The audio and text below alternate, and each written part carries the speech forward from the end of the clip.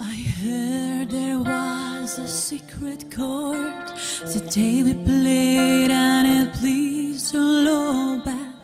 You don't really care for music, do you? Kā tu jūties kā šovu veterāne? Īstenībā tas ir diezgan jūtams, tāpēc, kad es jūtos drošāk uz skatuves, tas ir pirmkārt, un strādājot arī ar kamerām ir daudz vieglāk, jo pirmajā sezonā bija tā, kad pirmajās nedēļās bija šausmīgs bailes, bet tagad jau, kad mums bija pirmais koncerts, tad es jūtos daudz drošāk. Kā ir tas konkurences gars, viņš ir lielāks, vai ne šajā šovā? Jā, konkurence tiešām mums ir milzīga. Sākumā likās, ka varbūt, kad pirmajās nedēļās, kad šova vecie dalībnieki būs augšgalā, tad pēc pirmās nedēļas man domas pilnīgi mainījās, jo es sapratu to, ka jaunie arī ir nenormāli spēcīgi un konkurence tiešām ir ļoti liela. Kā ir otro reizi iet šovā? Vieglāk, jeb grūtāk? Tas, kad pie kamerām tu pierod, tas ir kaut kas cits, bet kā negribas ārā, kaut kāda āra projekti? Protams, kad ir grūtāk, tāpēc, kad mums bija jau diezgan daudz koncerts aplānoti.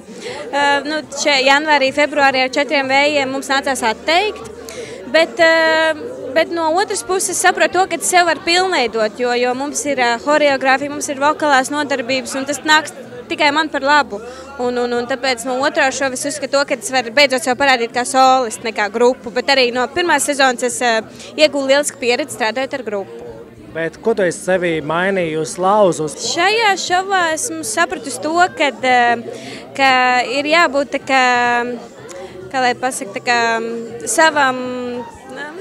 savam vārdam, tāpēc, ka ir jāpastāv par to, ko tu saki, un ir jāsaka visu, ko tu domā, un nedrīkst neko paturēt sevī, un to es arī, var teikt, esmu lauzus, jo pirmajā sezonā es biju varbūt tāda klusiņa, un tā līdz galam neatvēros, bet tagad otrajā daļā es esmu daudz atvērtāk. Kā var salauzt sevī šo? Es domāju, ka tu Lingatā ļoti var palīdzēt ar to, kā var salauzt šo sajūtu, neņem pie sirds, ko par tevi runā.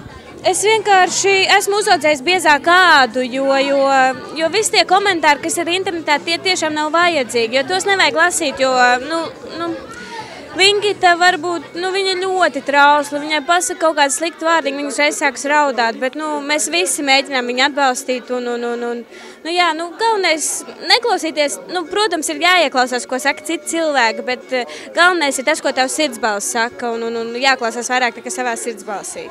Pēdējā koncertā tu tā ļoti atklāti paziņoja par attiecībām ar Valteru, tas bija tā apzināti, tas nav taču PR, vai ne? Nē.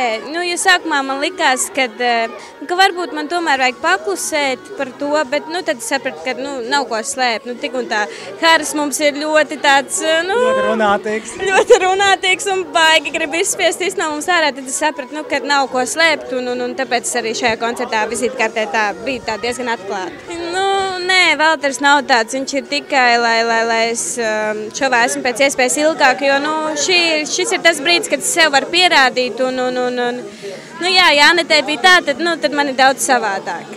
Ir tā, ka šajā šovā es esmu atradusi sev ļoti divas labas draudzenes, tā ir Marta un Ancīte, Aneta Valmana, un tad, kad brīžos, kad es varbūt jūtu, ka man tās emocijas tā nāk uz ārā, tad es piebakstu vienai, piebakstu otrai, un tad mēs ielienam kādā klusā stūrītī un parunājam. Tā es kaut kā cenšos to visu izrunāt ar draudzenēm, un tad paliek vieglāk. Kas šobrīd ir līderis, kā tev pašai šķiet? Līderis? Es uzskatu, ka viennozīmīgi tā ir Antra, tāpēc, kad sākumā man likās, ka es Antru pazinu pirms tam, bet es īsti nezināju, kā viņa dzied. Un pēc pirmā koncerta man tiešām domas tā mainījās, un es viņai tiešām novēlu uzvaru, jo viņa ir tiešām radīta skatuvē. Protams, mēs visi esam radīti, bet viņa, kad uzkāpj uz skatuves, viņa vienkārši uz skatuves divi, viņa ir nenormāli pārliecināta par sevīm, un īstenībā to es gribētu arī no viņas iemācīties, to lielo pārliecību par sevīm.